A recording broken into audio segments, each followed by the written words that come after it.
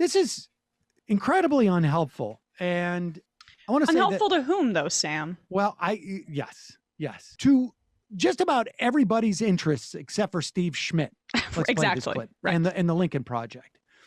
And by that I mean is I take what happened on January 6th very seriously. It is highly problematic.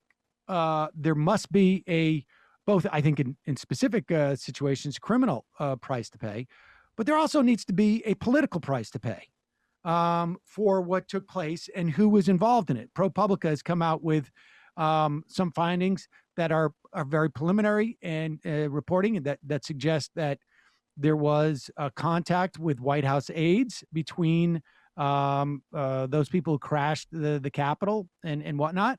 I do think there are questions, there are situations where there is hyperbole that is, unhelpful, just broadly speaking. But I think, I don't know that we've crossed that threshold. I think there was unhelpful hyperbole about, what some people call Russiagate. Because what happens is it makes it much easier for people to deny some of the realities associated with this.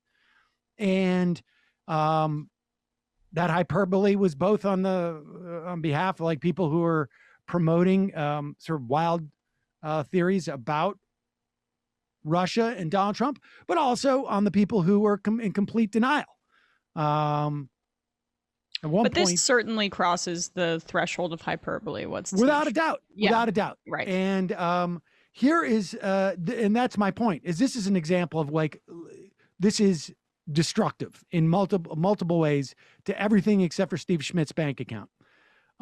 Here is Steve Schmidt. Where was this guy? This is during a Lincoln Project broadcast.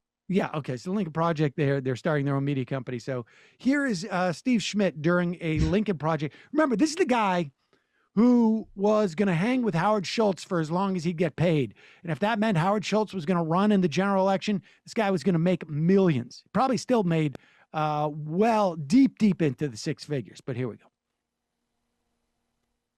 My friend Matthew Dowd, our friend, talked about this. He couldn't be more right. The 1-6 attack for the future of the country is a profoundly more dangerous event than the 9/11 attacks.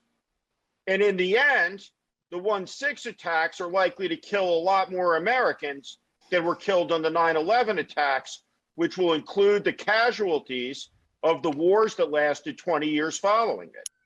Which wars though, Steve Schmidt? I mean, it's interesting. Well, I mean, it's funny that he decides to talk about war there, given the candidate that he backed in 2008, who supported the Iraq War, given the Republican Party that he was a part of every step of the way, that was responsible for the deaths of hundreds of thousands of civilians in Iraq and Afghanistan, they're responsible for the deaths of tens of thousands of American troops, and let alone 9/11 itself was more deadly than the January 6th insurrection. I mean, please.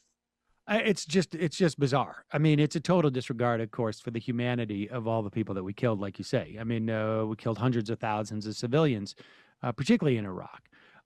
We also should say, when you talk about the torture regime, you talk about the increased spying on Americans, the spying on Muslims in this country, the increased in just the diminishment of our civil liberties. I mean, we could go on and on. And to say this kind of thing, makes it just sound. It's just a way for him to sell more videos or whatever it is that they're doing over there. It really is pathetic. I mean, there's been so many attempts, and not just on that side. There was I'm reminded of a piece that Matt Taibbi wrote about the whole Russiagate thing, having the same implications, being the worst thing that the press had done since the Iraq War.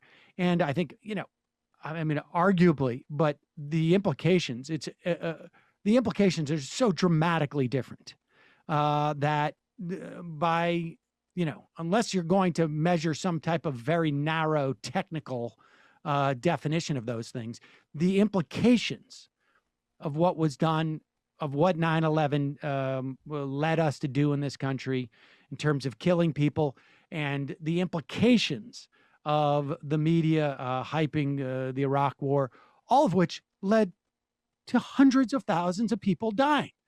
That's the way you measure implications. Well, I think the way you measure implications, Sam, is that the implications of 9/11 got Steve Schmidt to get rich, so he doesn't consider them a threat to American democracy. But the implications of January 6th and playing that up as awful as the wake of 9/11, that also gets Steve Schmidt rich. So those are kind of the way, that's the way we're supposed to measure it, I guess, when analyzing these things.